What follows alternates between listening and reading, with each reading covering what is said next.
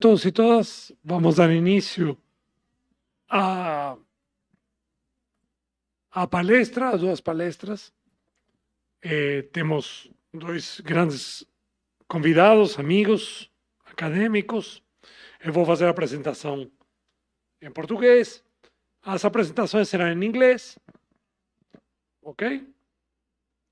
E eu queria, em primeiro lugar, agradecer por ter aceito o convite, o professor Hamdy Hassan, que vou apresentar nesse momento, e depois vou apresentar a minha amiga Gladys Lechini, mas Hamdy porque vem de mais longe.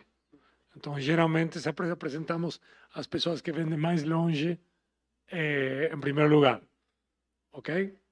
O Hamdy Hassan, eu queria apresentar, é professor na Universidade em Ciência Política da Universidade Zayed, Emirados Árabes, em Dubai. É também co-presidente do RC44, Segurança, Conflito e Democratização, na IPSA. Ele obteve seu doutorado em Ciência Política pela Universidade do Cairo, Hamdy é egípcio, e pela Universidade de Maryland em 1990. Em 1999, recebeu um prêmio do Estado egípcio em Ciência Política. Foi vice-presidente eleito da Associação Africana de Ciência Política, com sede em Pretória, África do Sul. De 1999 a 2000, foi diretor da Cátedra de Direitos Humanos da Unesco, localizada na Jordânia. Participou de diversas conferências regionais e internacionais. Sua pesquisa se concentra em política africana, estudos, conflitos e segurança, radicalização e discurso islâmico. A professora Gladys Lechini, que já visitou a gente várias vezes, a professora é uma grande amiga. Eu tive a sorte de me formar na Universidade Nacional de Rosário, quando Gladys era uma jovem professora africanista, uma das pioneiras da Argentina, eu quero destacar, professora da Universidade Nacional de Rosário, na carreira da licenciatura em Relações Internacionais. Ela criou e foi por muito tempo diretora do doutorado em Relações Internacionais da UNR, Universidade Nacional de Rosário. Graças à nossa amizade, conseguimos fazer vários convênios de cooperação institucional entre nossa instituição, e ainda estamos vigentes num convênio de cooperação. Tivemos alunos que foram para Rosário, de intercâmbio também, e também tivemos a honra de ter uma formada em Rosário, que veio fazer mestrado sobre a orientação do professor Leonardo, e ingressou no que seria Itamaraty, Argentina, no Serviço Exterior da Argentina, que é a Greta, né? Eu lembro muito bem da Greta. A professora também é investigadora principal, pesquisadora principal do CONICET, da Argentina, a carreira científica, né? de carreira do que seria aqui equivalente ao CNPq, mas é outro tipo de estrutura institucional. Então, sem mais delongas, com esses currículos, meu novo querido amigo Hamdy, minha velha amiga Gladys, eu vou passar a palavra para eles.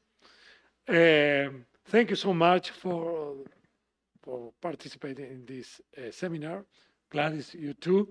The seminar will be in English, and then the floor is yours, Gladys. Thank you so much. Boa tarde a todos. Como se sabe, minha língua materna é o espanhol. Eu vou, em relação à minha amizade com Hamdy, falar em inglês, para que nós podamos depois discutir. Mas, para falar a verdade, eu não sei se meu inglês ou meu português é pior. Mas, mesmo assim, eu vou aceitar o desafio de falar em inglês. Well, we are going to talk about Africa. I have first of all to thank Professor Javier for the invitation to come here. Puki Minas, for me, it's a very it's a place where I feel like at home. Most of professors here have traveled to Rosario and taught at the PhD courses. And well, it's that we feel really, really easily comfortable working together. And we have also plans to further cooperation in different areas, like in the undergraduate level and the postgraduate level, even though now we have much more connections at the postgraduate level. Well, so again, thank you very much. And thank you, Professor Hamdy. We knew each other for when more or less 20 years ago.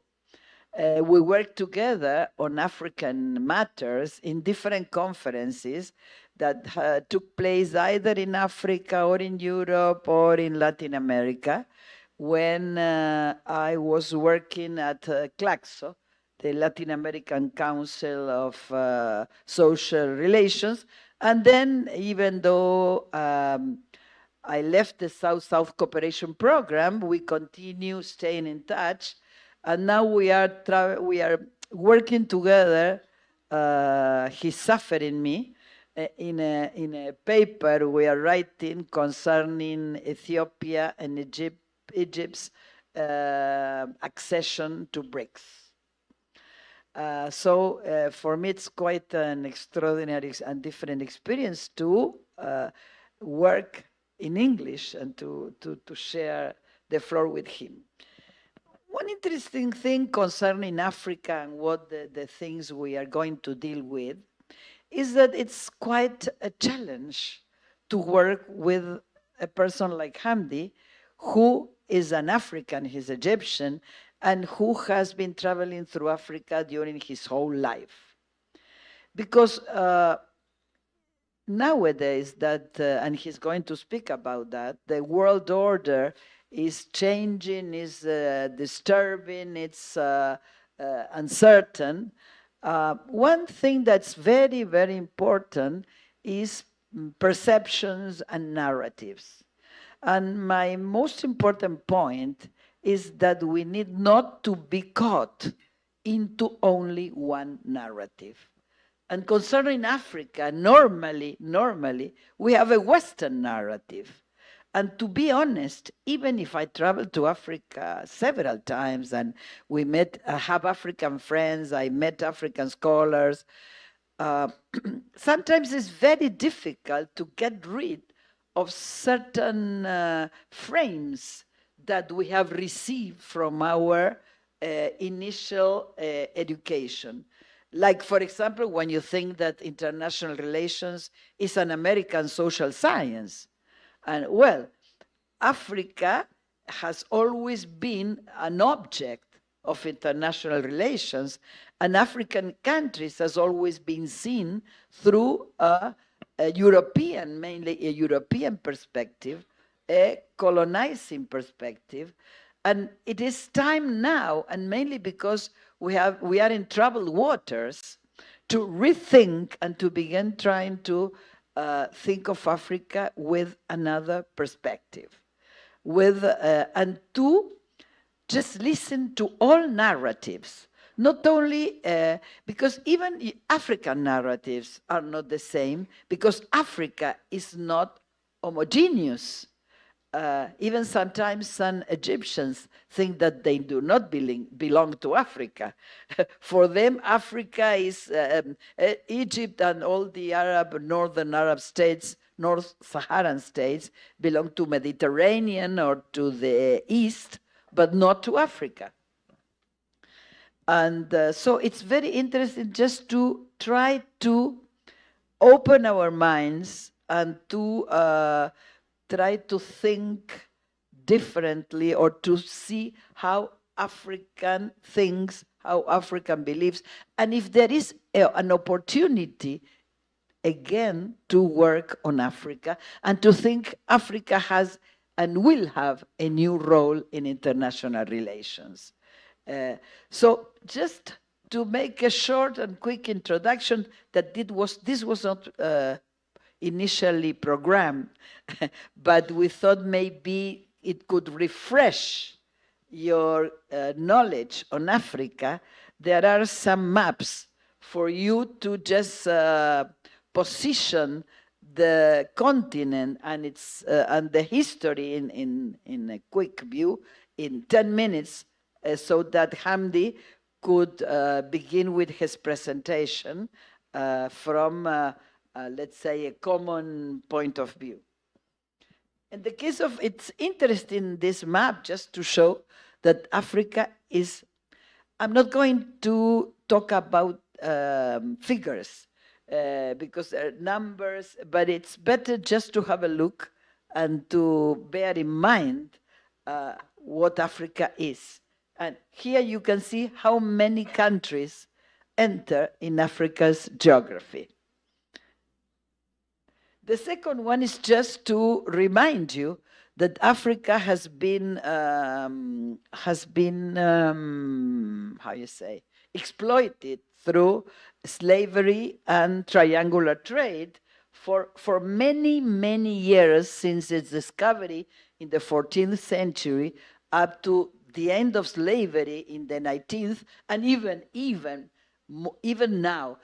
Even now, there are some countries in Africa where slavery is practiced in different ways.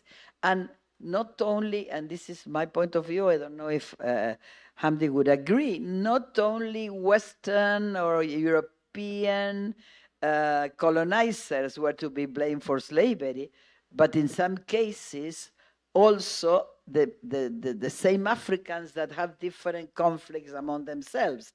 Like in the case of Latin America, Cortés could enter into Tenochtitlan because some of the groups, the indigenous group, he dominated, the Aztecas dominated trade, make traition, how you say, traicionar. Betrayed the Aztecas. So, well, first we're thinking about trade. Then another important, I mean, just some important points. There's the Berlin Congress, where Africa was divided and not taken into any consideration about people who was living there, about empires that were living there and have their own lives. And at this moment, this is our very, very quick view, how all European powers and even US was present at the Berlin Congress, where the world was divided according to parallels and the geography, and where mainly the Europeans have settled. One interesting point is that as Germany and Italy got their, they were united, the state got their union late, they arrived late at the African continent, and that's why mainly Germany promoted with Belgium the Berlin Congress. And those lines that you can see there are still alive, and are one of the problems that I think Hamdy will talk about afterwards, because the independence of these states was based on these lines. And this is one of the problems of the creation of Western states that didn't take into consideration African realities. So in 1914, after First War, this is colonial Africa, and you can see the different colors of the European countries which dominated. 1945, it's the uppermost important moment at African colonialism, but it was the moment where, as you should have studied, the international system changed. Europe lost its colonies because it lost the center of power, and either USSR or United States were against colonialism for different reasons that I'm not going to talk about now. So then, after the Second World War and the end of the world and the new world order organized by US and Russia and USSR, a process of independence began with different moments, but mainly the 60s was the uprising of the independence process in Africa, but with different characteristics according to the different liberation movements and the different colonial powers. The last empire to die was the Portuguese in 1975. So from 1949 until 1975, the process of independence in Africa took place. Even now, as you see with the green in Sahara Occidental, this is a country with on trial, let's say, because this is an unfinished question for independence, as Morocco has dominated, has invaded the Sahara, including the part of this territory on the whole country. This is Africa today, except for this is a map that's missing Sudan's division in the south. That's another important issue that Hamdy would talk about. Here you can find South Sudan and Sudan. Now, this is just how Africa's been integrated in the international system, but always from the Central Powers perspective. Africa belonging to Commonwealth, Africa belonging to France and the CFA franc. This is some deployment of French armed forces in Africa. So Africa was always object of international relations. Here, the China's Belt and Road Initiative that has changed to a certain extent the face of Africa, with disembarking in Africa. The Chinese, although they have a long history in Africa, they mainly disembark in the 21st century, changing the face of Africa from that moment onwards. And there is a long discussion about whether the Chinese replicate Western or European imperialism, or they they promote a win-win situation. Well, for the moment, this is just a brief introduction, and I leave the floor to Hamdy, and then I will participate with my comments. Thank you very much. This is an abstract history of Africa, actually. Thank you very much. I'd like to thank Javier for inviting me to talk to you this afternoon or this evening. I still jet lagging, I came from a long distance, 15 hours, but I'm pleased to be here, actually. This is my second visit to Brazil.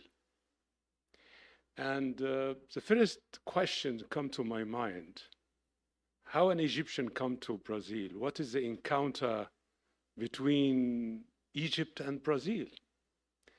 And I found a very fascinating picture. I don't know if you remember your emperor, Dom Pedro II, who was fascinated about Egypt and Egyptology. I'm not sure if you recognize him here in the pyramids in an emperor visit to Egypt. He was the standing head of state at his time who visited Egypt twice. You see how he loved Egypt that much. He wanted to discover the pyramids, the Suez Canal at that time, and even he brought the decoration of Egypt, the architecture, and you can find it here.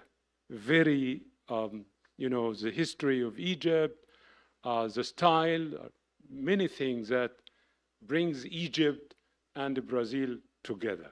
I wanted to start with this as a kind of how was the encounter between Egypt and Brazil, let us say Egypt and Africa and the Middle East, because this visit facilitated later on the wider relation between Brazil and the Ottoman Empire, facilitated the immigration of many Syrians and Lebanese to Brazil.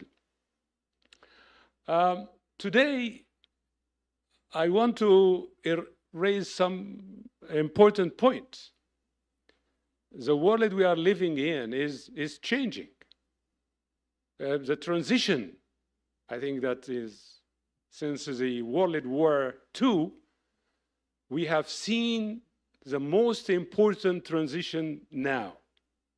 What type of world order we are living in? Is it, I understand that you are a student of IR, International Relations, so I think that is easy for you to follow that. Is it a real unipolar system that emerged in 1990 after the collapse of the Soviet Union, or we have another one, multipolarity, that you have more than one? So it is uncertainty in the world order. This is number one. Number two, what type? Is it really we are living in anarchy? There's no order? And no order is better than disorder. Because no order means we are heading at an order. This is another question. So now, in what we can call it the post-Western order, what is the role of us, Brazilian, Egyptian, African, Middle Eastern, the non-Western, those who are rising up? Are we going to reshape the world order? And in spite, I don't know, maybe this is the first time you hear the Afrotopia. Afrotopia, this is a very optimistic terminology coined by a Senegalese economist who said that why Africa is marginalized in the world system. At the heart of this, Africa will reshape the world order. It will not, like what we have seen, marginalized all the time in the history of the transformation of world order. Africa were exploited, never been a kind of effective or the agency of Africa was not there at all. But this is not easy. The last point I'm going to say, we have potentiality, all of us, Brazil, China, Russia, the global south, but we have challenges. What are the challenges? So in order to overcome all of these, we need to overcome all these challenges. Let us say we have now, as you can see, the move from one world order to another. So the liberal order is not there anymore. The inherited one since the World War II, where we have the Pax Americana, America with the leadership of the Western power, the liberal world was there. This is why we have United Nations. We have the GATT. We have all these, distribution of power. It was a liberal one. The second moment of change, it happens with the bipolarity, with the end of bipolarity, with the collapse of the Soviet Union. So the idea is the triumph of the West. So moving from the liberal world to a rule-based order, where you have only a hegemon, which is the United States, doing the rules. And if you remember George Bush, he said, this is the unipolar moment in the world system. But actually, this is a state for a decade. What had happened later on? September 11th, war and terror. After World War and terror, you have the Arab Spring in 2011.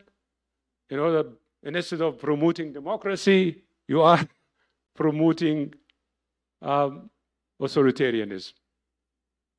So that the third one, there is the rise of non-Western powers, the rise of China, the rise of Brazil, India. So it is not only dominated by the Western power. This is why many writers, they said, the end of the Western hegemony, or the post-West world, or they call it, if they don't like it, the coming anarchy or the disorder, because they believe that the order only maintained by unipolarity in the international relation. You can see this. But another turning point, how to change the world by therapy shock, like your president, Milei, is doing in Argentina, is Trump. But I'm here, if you look at what is Trumpism, is it invented by Donald Trump or inspired by the 19th century US president? Yeah, now we are heading to multipolar system, but is this multipolar system the same colonial multipolarity under the Eurocentrism of America and the Western power? You can see now the America First. Is it only invented by Mr. Trump? The withdrawal for international organization. This is unilateralism. This is a kind of new isolationism. It was there. Yes, I'm going to see you in the next slide. The decline of influence of the United States. If you have isolation, of course, you are withdrawing. You are hands off from international affairs. You are not the leader anymore. You can see this. And, of course, protectionism, tariffs. If we can see, I see the resemblance of 4 American presidents in the 19th and the early 20th century. You can see Monroe, as this is very relevant to Latin America. President Monroe, he started with building the empire. He laid the lines between Europe and Latin America, saying that oh, this is not your business, European. Latin America is mine. This is the backyard of the United States. So this is Monroe. So you can see how Trump resembles Monroe in this regard when he says, oh, Panama is ours, or Latin America is ours. So you can see this from the second one is Andrew Jackson. This populism. When you count in your populist, he was from out of the establishment. Count of his constituency, you have the same, like-minded. You have Milei of Argentina. This is why Trump likes him, because he's out of the establishment. He likes Netanyahu because Netanyahu is the same in Israel. So all these like-minded people, so he admires them. So you see, he got the inspiration from all these leaders. So where he got the tariffs?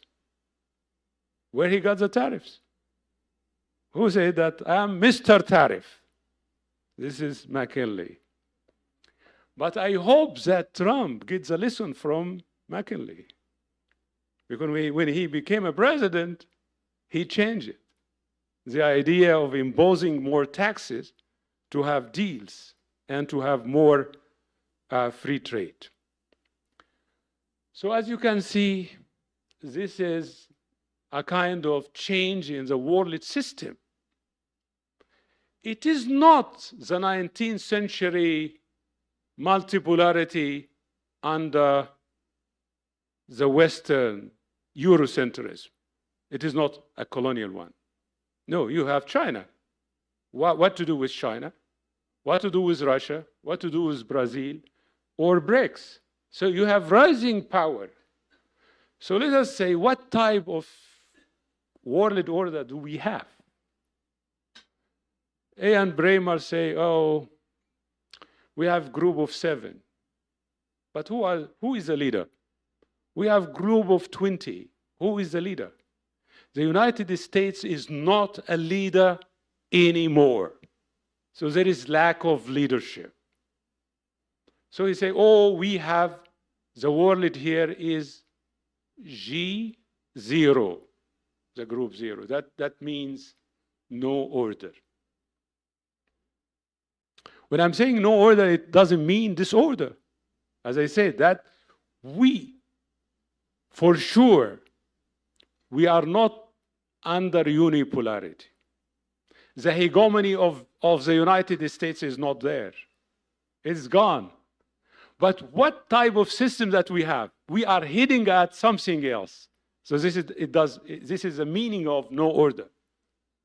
But there is some people say, oh, it is good to revive the concert of Europe, if you read the history, where you have the European power, they have differences, but they wanted to maintain the system. So let us have something like that. You can have India, Brazil, or China, United States. They come with their differences in order to coordinate and to dominate all these problems, because we have international problems like climate change or terrorism, whatever. You need this kind of coordination. But actually, let us see, we are heading at a new world order. The new world order will not be a Western one at all. It will be, this is why the idea, the slogan of the post-Western world that we are heading at. But at the same time, it is a very fragmented. It doesn't mean that the United States is gone. We can say, oh, the international economic system is still multipolar. You have China, you have the United States, you have others, you have the BRICS. But in the digital one, you still have the hegemony of the United States because of all the AI, companies located in the United States. So still, gloomy picture it is not clear what type of world order we are heading at because of this kind of fragmentation. So what are the reasons for that? Why? So you have disparities in the allocation of resources between countries. We have respect of the international norms and values. We teach and study humanitarian law and humanitarian intervention, but nobody cares about it. Where? Who cares about all these international norms? We have wars. Do we treat wars equally? What is the role of United Nations Sudan, where you have genocide in Sudan? Not in Gaza, not only in Gaza, in Sudan, in Democratic Republic of Congo, in DRC. Where is the United Nations? But in the case of Libya, they intervened in Libya because of oil, because of geopolitics. So here's the idea of a lack of clear norms and values. Of course, you have also the rise of nationalism, populism, the politics of identity in international relations. This is the most scary thing in international relations, that's the politics of identity. So let us say that we have a new system, emerging system, far from the inherited one, the hegemony of the United States, Eurocentrism, all these ideas became from the past.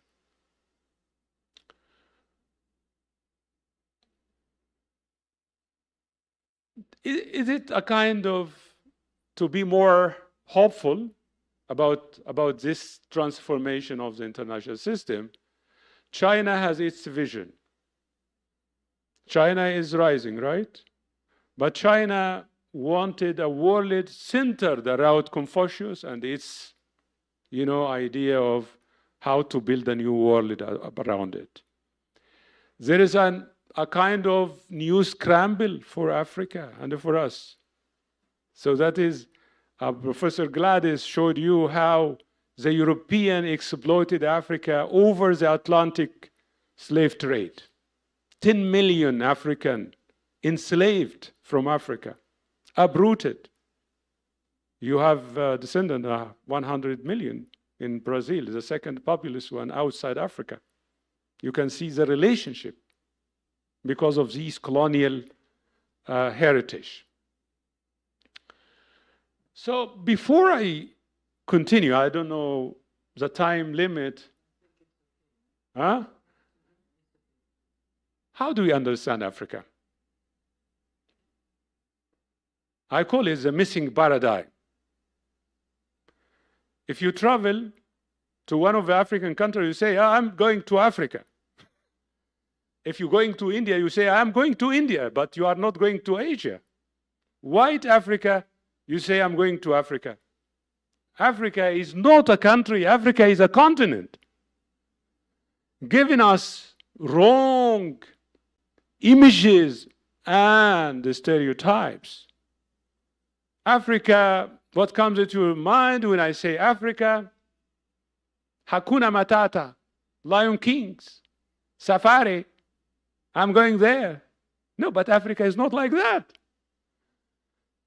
Africa has shining stories. The financial hub in Kenya was a successful democracy in Ghana. Why the Western image imposed on us a negative definition of Africa? So we have three paradigms. This is very helpful for you to understand what is Africa. The dominant paradigm, I call it a failed paradigm, based in an Eurocentric. You see, if we have historian here, Trevor Roper, he's an Oxford historian. In the 60s, he said, oh, Africa has no history. Only the European history. And they used to draw in the map like a black holes, because Africa has no existence before the European came to it. So how they marginalized Africa in the international system. Africa used to be exploited by the European. Africa is no man's land. We brought to them civilization to Africa. We European, the white man burden. This is a failed paradigm. Dominated the textbook, dominated the literature. So when you read about Africa, you read through European eyes.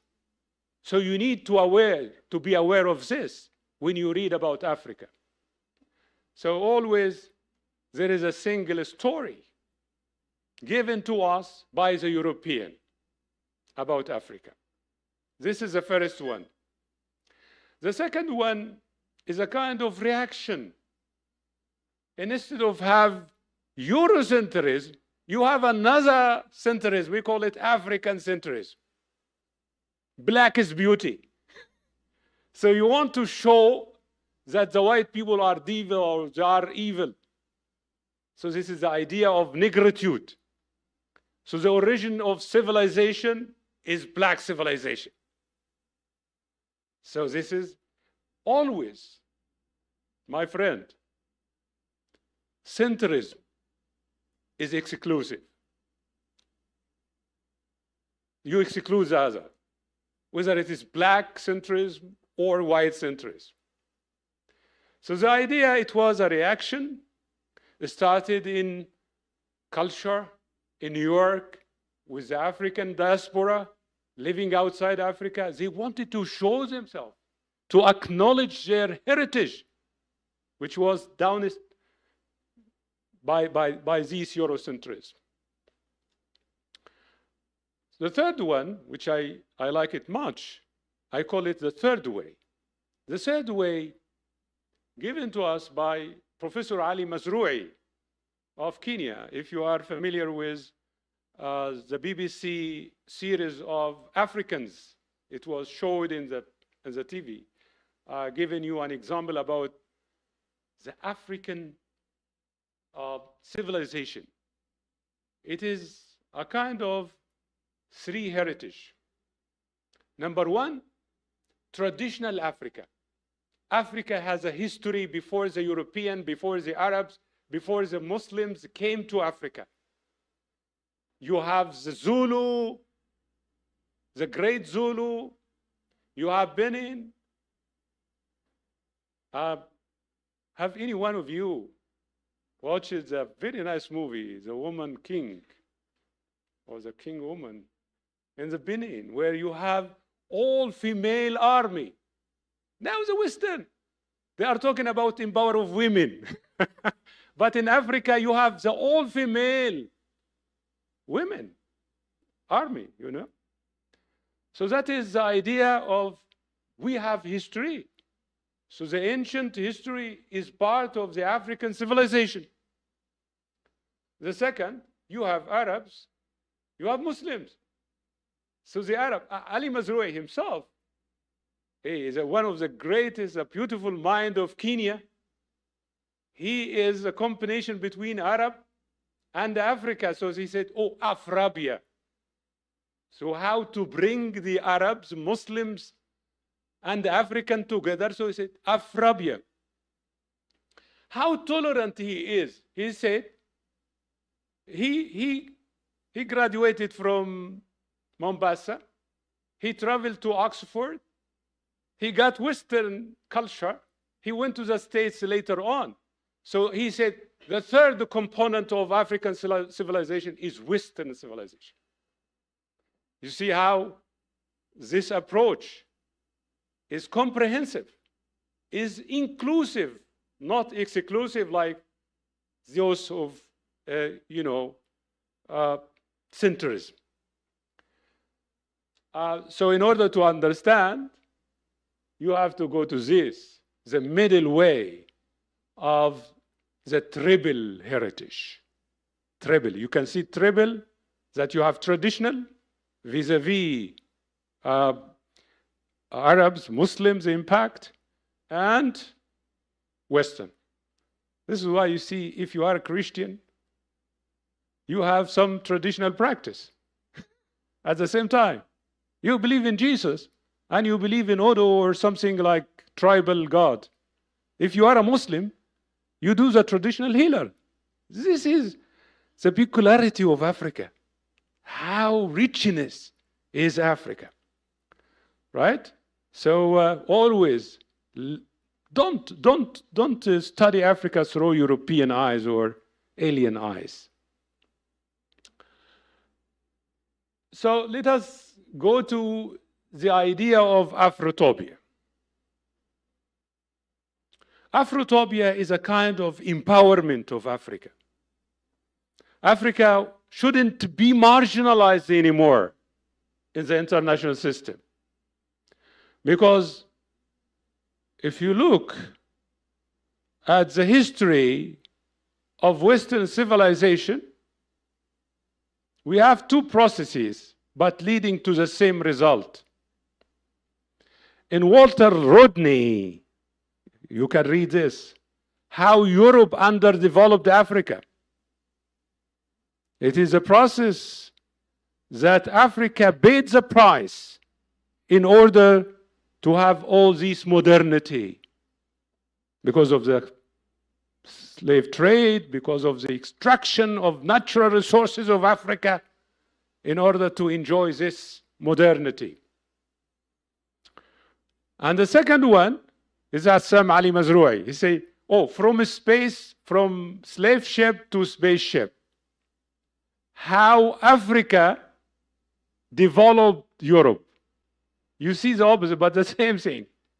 How Europe underdeveloped Africa, and how Africa developed Europe.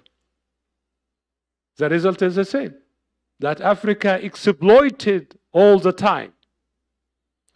So the Senegalese economist, Louis Sarr, he came with the idea. It's like the futuristic, you saw it in the movie. You imagine Africa is a nice shining city, exploiting its natural resources without any exploitation from other external. This is out of imagination. But it could happen. Yes, it could happen. There is a potentiality of Africa. How many African countries? I'm going to ask you. Do you know how many African countries in the United Nations? You can guess? How many countries in Africa? 54. If we consider the Sahrawi, 55. 54 votes in United Nations without a single member, permanent member in the Security Council. How marginalized is Africa? No single seat in the Security Council. So Africa marginalized. So now the idea of Afrotopia, that Africa will rise up, use its potential, and empower its agency in the international system. We have seen this. In 2002, the reform of the Organization of African Union, we have an African Union. We have Peace and Security Council in Africa. We have a security architecture in Africa. Of course, there is some deficit. We have the continental trade area in Africa. We have regional economic groups, ECOWAS, SADC, many regional ones. So all these, of course, that Africa is rising, reinventing Africa in the international system. So this is why we call Africa will reshape the world order. If the world order is in process, yes, Africa has a say. Remember, in 2023, Africa were accepted in the group of 20, the African Union, so that you have 20 plus with the accession of the African Union in the. So this is the agency that the voice of Africa should be heard in the international system. We have the third way, different way. It is not a matter of bipolarity, either to take side. Now, yeah, we can have what we can call it a new alignment in a new alignment era period in the world system.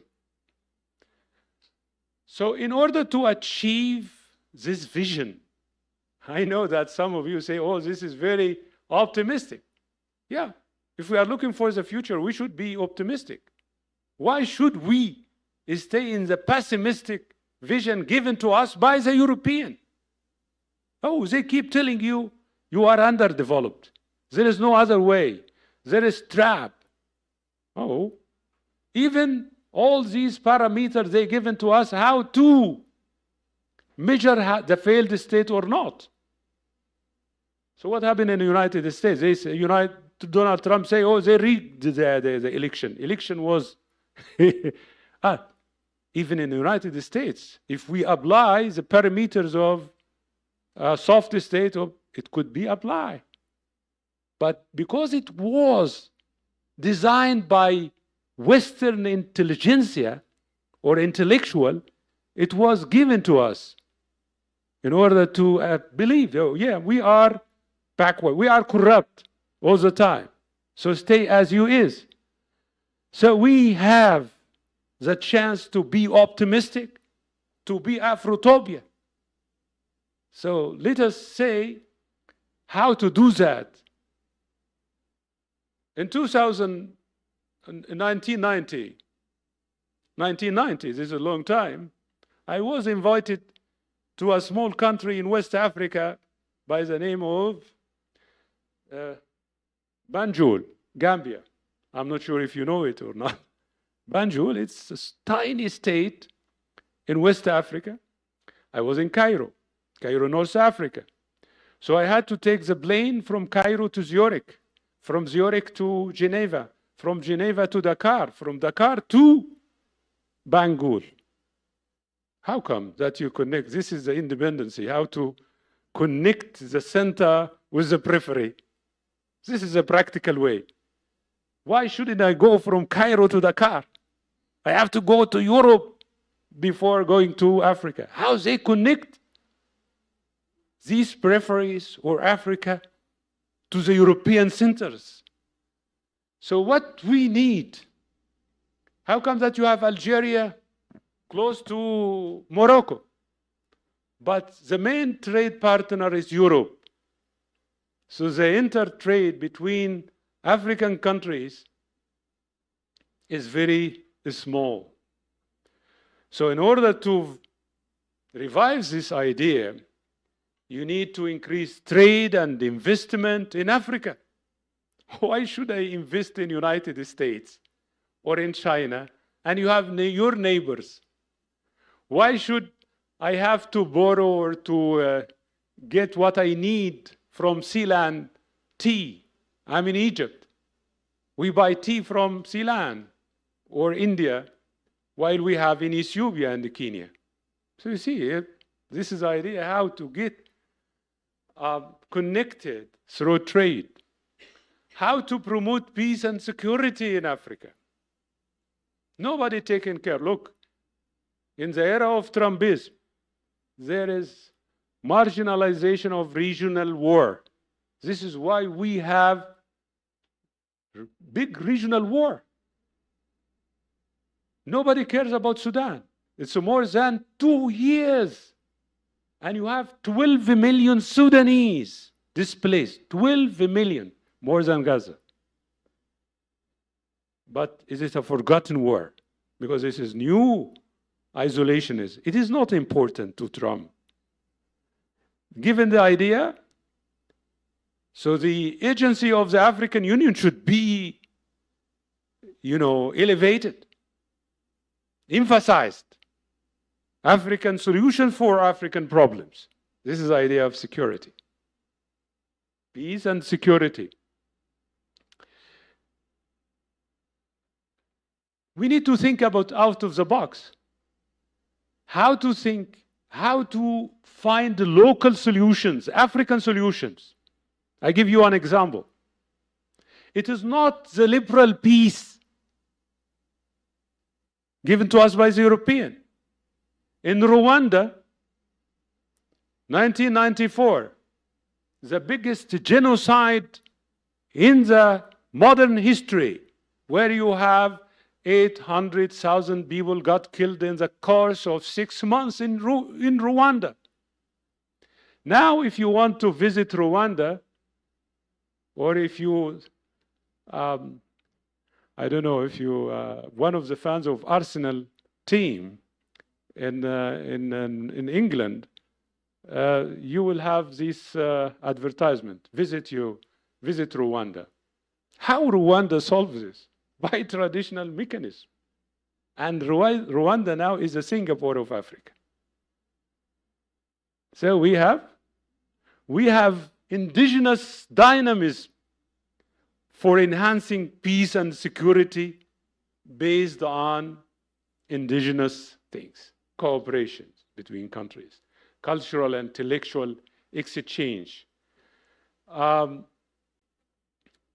understanding and respect, because we have a common cause, like Latin America, enhancing as a group, Africa, Southeast Asia, and then South-South cooperation. But however, we have challenges. Yes, a lot of challenges. As you can see, we have poverty, we have hybrid challenges that goes beyond the capability of Africa, because climate change, terrorism, you cannot fight terrorism alone. You need these cooperative approaches in order to deal with it. So one of the things that we have, Africa is the future. Why I'm saying Africa is a demography. Now Africa is 1.4 billion people. Most of them are under 25. Sometimes you have 60% of population under 25. So it is a young. And by 2030, Africa, according to the United Nations estimation, will be the most populous area in the world. What does this mean? It's the biggest market. So it will be a kind of scramble between the Eastern power and the Western power. Africa is still valuable for them. So that is, of course, imposes a lot of hindrance and obstacles for the development project in Africa. One of the root causes of Africa is the inherited national state. If you look at Sudan, how come that you have a country surrounded with 9 other countries? How come that you have the biggest land-locked state in the world is Ethiopia, without access to the coast? This is because of the artificiality of boundaries. You see that the European sit together and divided all these land according to their interest. They never been there. But they sat together in conference in London, in Paris, in Rome. And they said, this is ours, this is yours. And at least, at the end of the day, you have all these 55 countries. If we are follow the natural demarcation, you could have 10 countries at most in Africa. But we found these alien countries in Africa.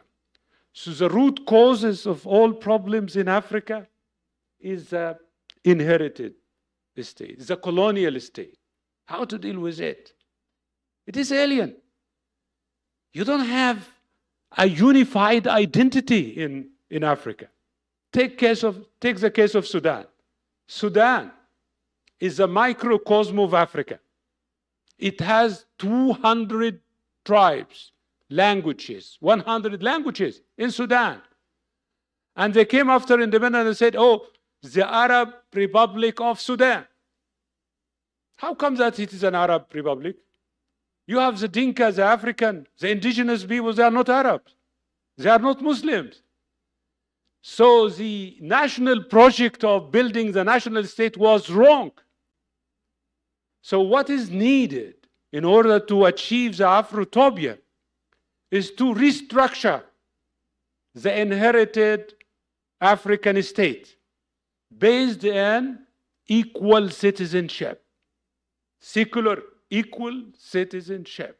This is the only solution. The idea of European national state based on nationalism, it doesn't work in Africa. This is alien. Because if you are in France, you are French. But if you are in Sudan, what is identity? This is not only in Africa, even in the Middle East. If you are a Syrian, you have Kurds. Huh? You have non-Arabs. Why you say the Arab Republic of Syria, for example, or in Lebanon? So the idea of the colonial state. This is the root causes of all problems that we have in Africa today. Of course, one of the issues is where to have the real mind in Africa. All of us using these mobiles. You know the chips, where it comes from? The chips of our mobiles. The coltan.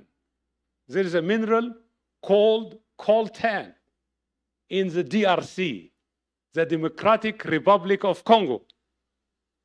There is war in DRC, but it is good for those who are extracting their coltan.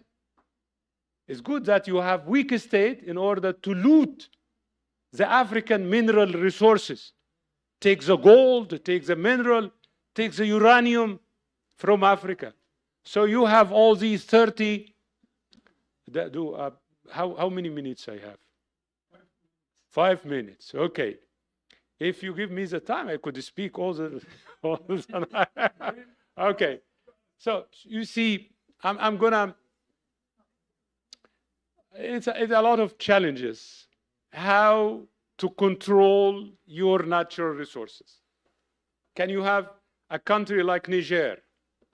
70% of the people doesn't have electricity, while the state is very rich of uranium, and uranium is taken to Paris, and Paris count of this uranium in enlightening the French people.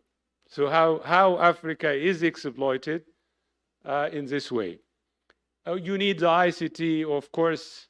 Innovation is crucial. We don't have infrastructure in Africa.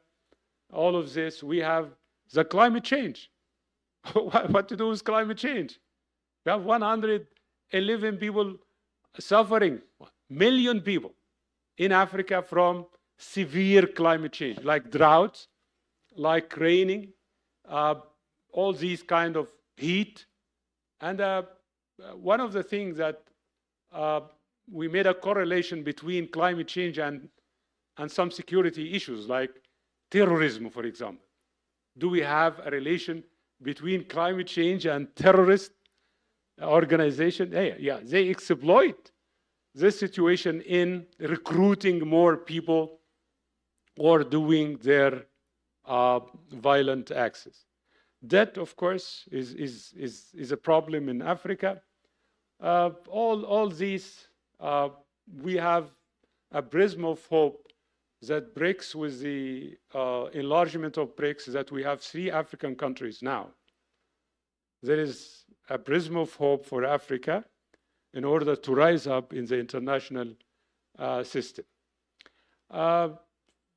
So, by conclusion, I call, in order to achieve this Afrotopia, there is a third way. We need to get lessons from the past, not to repeat the same mistakes. I'm not going to leave the West and go to the Eastern power, whether it is Russia or China. So you need to have your own way. So this is why I call it the third way. It is essential to respect African sovereignty and to have, a kind of transfer of knowledge to give the ownership for Africa in order to rise up in this digital world. I think that I took much time, and I prefer to stop here. And I'm sorry I don't speak Portuguese, and I hope that I'm not a native speaker of English and Arabic speaker. So I hope that I convey my message to you. Thank you very much.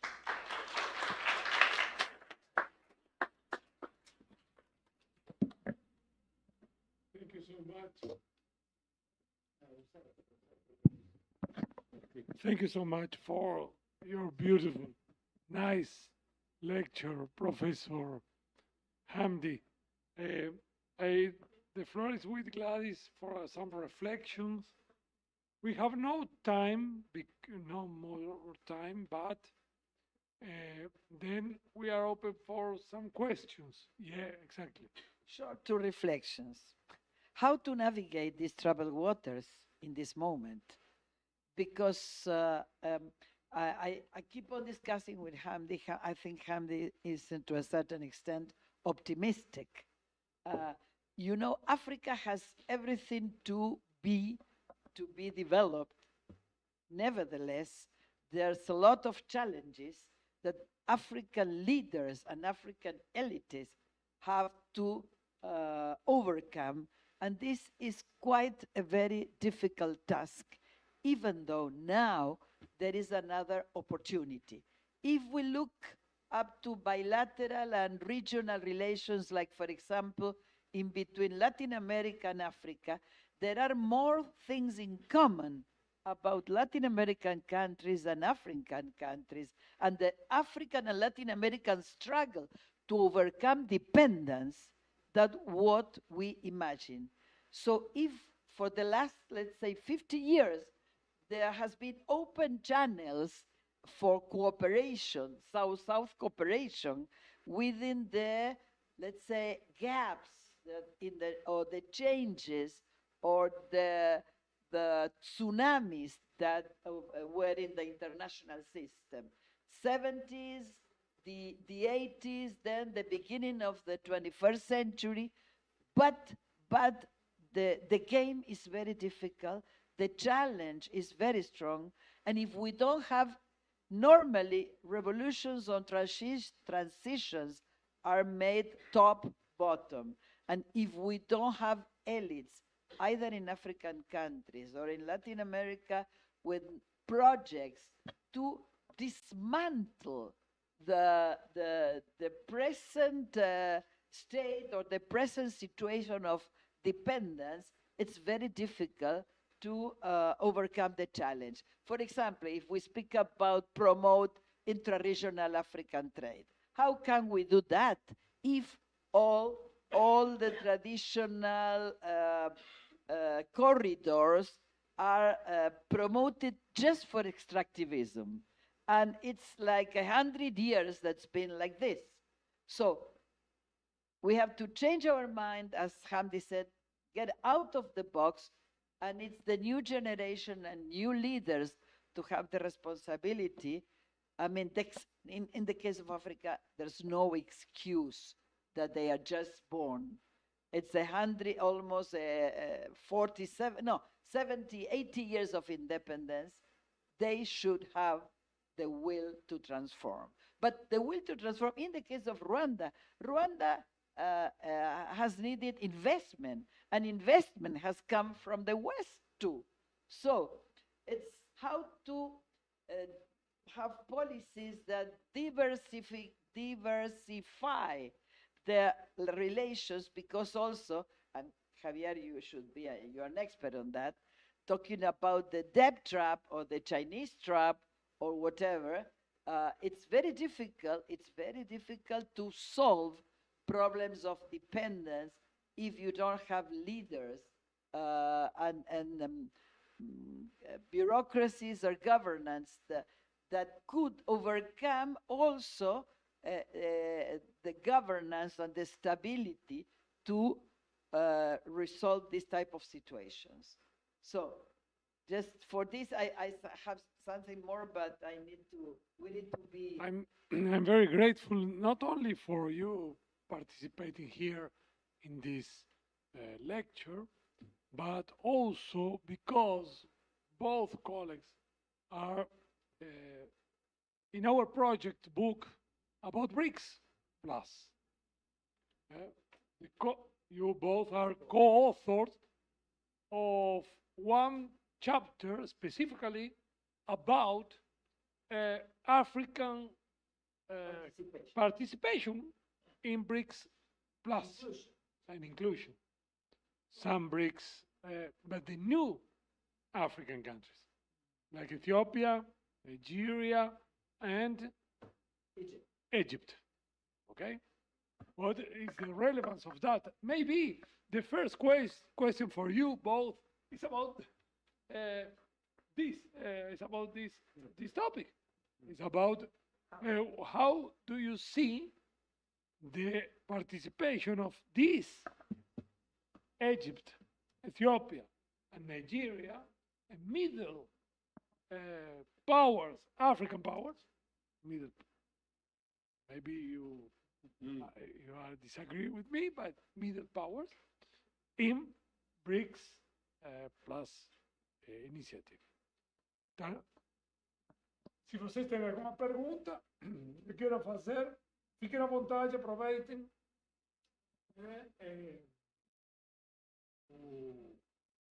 Se tem alguma pergunta específica sobre a palestra,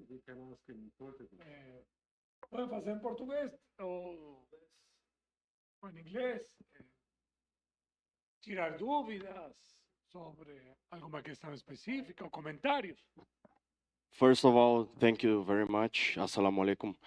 And I would like to ask you, first, what I'd like to say before my question is, since 1945, more than the equivalent of 10, or some estimates point out even to 20 times the Marshall Plan have been sent as foreign aid to Africa. So my question is, if all this foreign aid has brought us to this, of what use was the aid after all?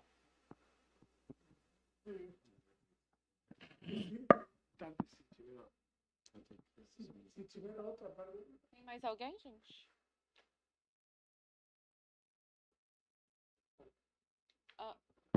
Can I ask one? You can ask you. Okay. Of course. It's just catching the link with Javier's question, actually, because I'm also writing something about BRICS Plus and Africa, but I'm trying to now get some insights about New Development Bank and how it is influencing in the projects in Africa and how it makes sense with the relations, and also about the new category of not members but partners, because we have more African countries there.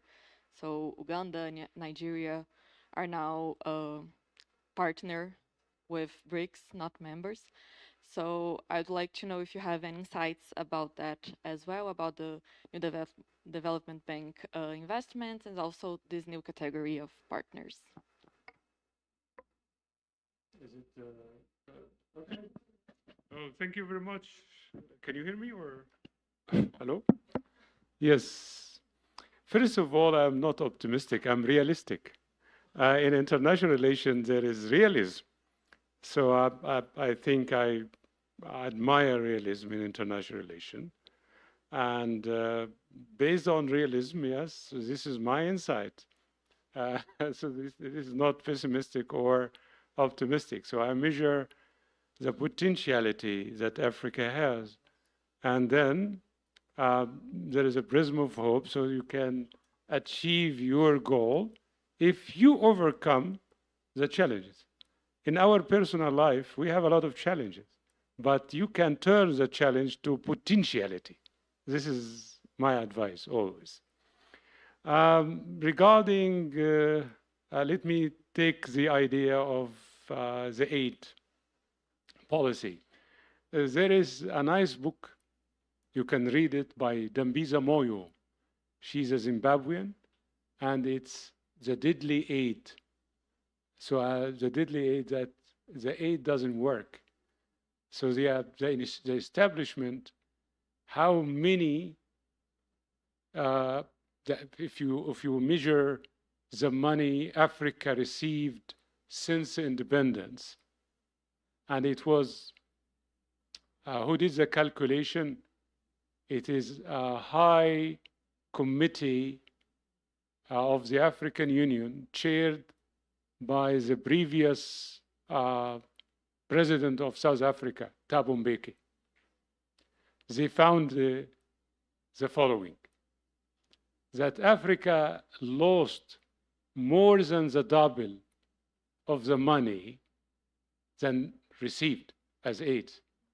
So that the extraction of money, the theft, the looting of its natural resources, lack of transparency. If you do investment in Africa, no commission, you don't pay the taxes, and this is the case, that Africa was robbed by this international company. So the money went out of Africa is more than the double than Africa received as aid. This is one thing. So let us, the industry of aid, let us say United Nations giving aid to the Somali people. Every $13 given by donors, it will received by those who deserve it with $1. How comes the 13 becomes $1? Number one, you have to use the infrastructure of Western company, the shipment. You need to get the officers, the workers who are delivering these aids with high salaries. And the high salaries, so when they go to Somalia, they have their own mineral waters. They have everything. All these deducted from the $13. This is why we call it the deadly aids in Africa. So it doesn't work. This is a political issue. So the Africa lose more than they get from the donors. This is the idea of dirty works of aid. One of I think, nice books, you can read it. It's the architecture of poverty. How to link the corrupt elite of Africa with the comprador elites in the Western countries. So it is a long-term process for impoverishment of Africa. And then they give us, oh, we are so generous. We are giving aid to Africa. No, actually, it is not. This is the idea of aid. I hope that I answered you. Coming back to BRICS. The BRICS is not an alliance, actually. I'm very critical. Let us say the BRICS is a kind of forum. A forum to raise the voice of the global South. We are not satisfied about this world order. We need an alternative. But you are not ready yet. We don't have the right structure of the BRICS. You don't have a permanent headquarters. You don't have a general secretary. You don't have clear rules about membership. Why we picked Egypt, not Algeria, not Nigeria? Still, there is local politics. But I need to look at the bright side of the BRICS. This is very important. It was like a celebration day for Egyptian. When we say that we were accepted, because we got mad of dollarization. We don't have dollars. We have deficit of dollars. Everything is controlled by the IMF. IMF is a kind of people going to demonstrate the IMF because they think that the IMF is behind all the problems in Egypt. So they looked at the BRICS as a prism of hope that we can diversify our relation. You are not trapped with the Western institutions, so you have another alternative. This is one. And there is other issue. I know that the dollarization or de-dollarization is a little bit difficult, not achievable. But I said this even in Moscow when I was there. You can have barter system. And we have bilateral relation between Egypt and Kenya. Kenya producing tea, and we are not like Argentina. We are tea drinker more than coffee in Egypt. So you have to have tea all the time. So Kenya has a problem with dollars. Egypt has a problem with dollars. So they said, okay, we can go for trade, the old system. We'll give you tea and give us something in return, like the old system when they exchange commodities with each other. So there are other ways that the BRICS can open, use local currencies, enhance the relationship, economic relationship. We have, I think, the question of the new bank. The new bank is still not that much that can replace the IMF. But with the expansion of BRICS and put more emphasis on these, institutions and entities, it could enhance the trade between the BRICS countries, go away from this domination of the Western financial institution. There are, as I said, challenges and hopes, opportunities. What we need to do is to focus on the opportunities and to turn the challenges into potentials. This is what I'm looking for. Acho que estamos 7 horas. Luana, como estamos o tempo? Acabou, né? Aí, finish. Ah? Sim, te passo a palavra. 5 minutes. No, the main thing is how to promote African agency in international relations, because it's the place of Africa is being recognized, as Hamdy spoke, when Africa's inclusion in the G20, with Africa's the add of new countries within the BRICS. The problem is how to destroy the vicious circle for a good circle, just destroying or changing the dependence role that Africa has in the world, and how diversifying relations, but not falling from Western dependence to Chinese dependence.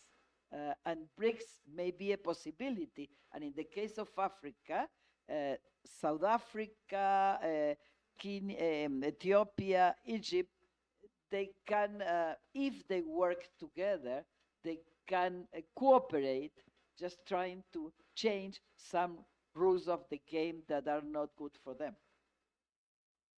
Yes, maybe the role of the emerging powers in Africa, the leadership of Egypt, Nigeria, South Africa is crucial for these new initiatives of interconnection. But there are some tensions between Nigeria, South What you Africa. mentioned about corridor, Yeah.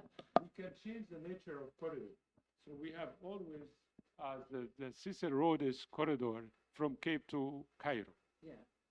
That is to design this corridor. It was for colonial purposes. How to connect the Cape, the colony of Cape, with the colony in Cairo or Egypt. Now you can turn this the same one, but to build a corridor for the BRICS. So Egypt is a BRICS member, and then South Africa is a BRICS member.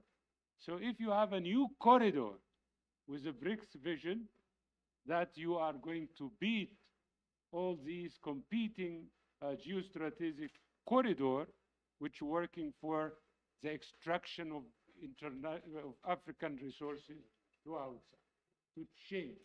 But let me say something. In the 90s, with Becky and African Renaissance, it was a NIPAD. Africa had an opportunity, but it was not so successful. Maybe because the international system was different. Now, the international system, it's more open and permissive, so as to allow this new type of cooperation. It's permissive and dangerous at the of same course. time. Thank you so much for participation.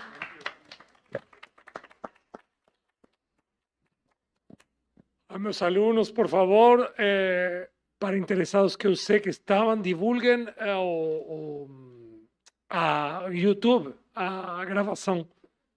Tem vários que assistiram, que vão assistir, que não podem estar aqui, ok? Obrigado.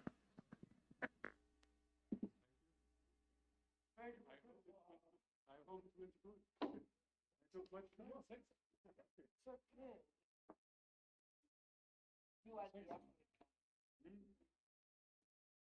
I thought you should talk. Some